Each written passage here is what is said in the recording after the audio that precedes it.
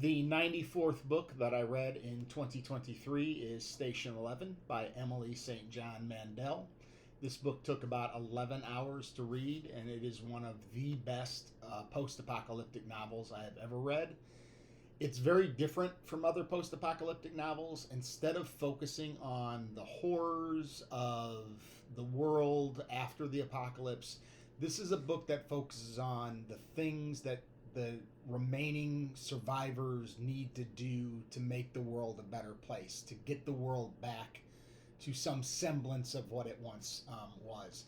There are several main characters and various storylines that come together as the novel goes on.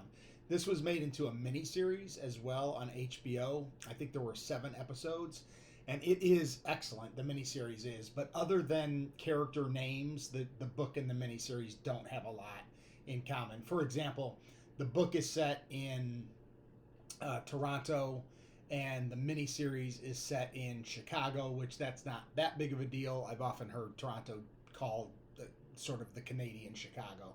That's not that big of a deal, but there's a main character in here named Jeevan, and he spends a lot of time with the younger version of another main character named Miranda in this book.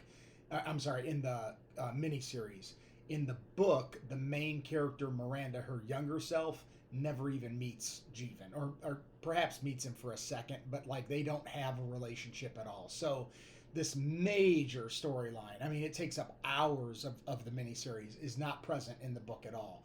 They're both excellent, and I highly recommend watching the miniseries and reading the book, but I would do them separately.